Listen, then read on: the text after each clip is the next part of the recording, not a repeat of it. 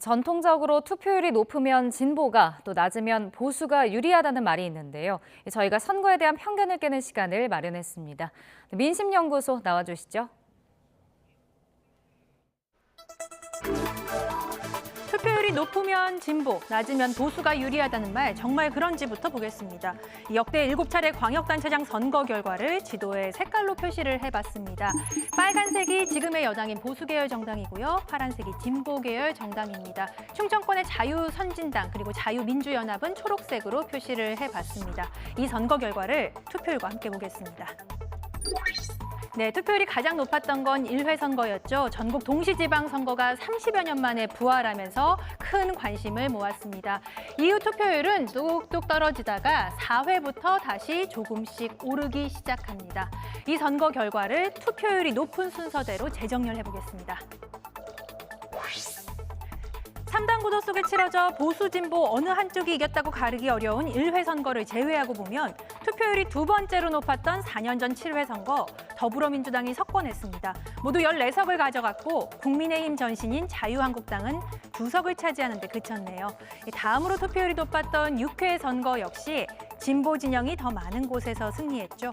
투표율이 낮을 때도 한번 보겠습니다. 역대 최저 투표율을 기록한 3회 선거, 한나라당의 압승이었죠.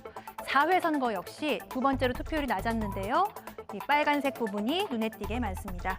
이것만 보면 투표율이 높으면 진보, 낮으면 보수가 유리하다는 공식이 맞아떨어지는 것 같습니다. 하지만 이 공식은 지난해 서울시장 재보궐선거 때 깨졌습니다. 이 서울시장 재보선 투표율이 58.2%로 높았고 사전 투표율도 높아서 민주당이 고무적이었지만 결과는 국민의힘 후보로 나선 오세훈 현 서울시장의 승리였죠. 투표율만 갖고 결과를 예단하기 어려워진 이유입니다. 이 공식은 왜 깨졌을까요? 계속해서 김경수 기자 전해주시죠. 네, 투표율에 따라 보수와 진보의 유불리가 갈린다는 속설, 왜 생겼을까요? 최근 치러진 선거들의 투표율을 좀 살펴보도록 하겠습니다. 이렇게 투표율이 나오고 있는데 높은 순서대로 좀 정렬을 시켜볼까요?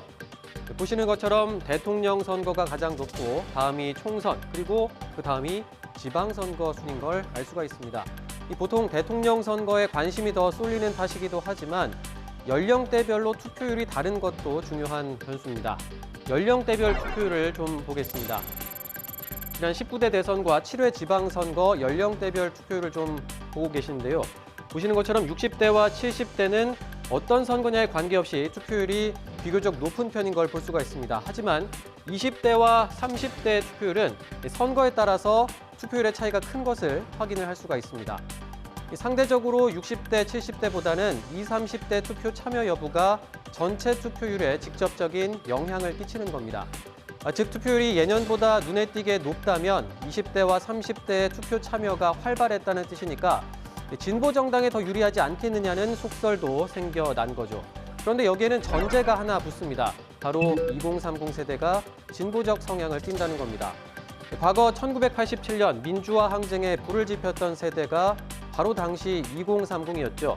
하지만 30년이 넘는 시간이 흘러서 이들은 이제 초로의 나이가 됐습니다. 반면 1990년 전후에 태어난 지금의 2030 세대는 다원화된 정치 성향을 보입니다.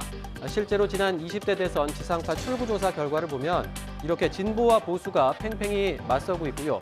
성별로도 한번 보겠습니다.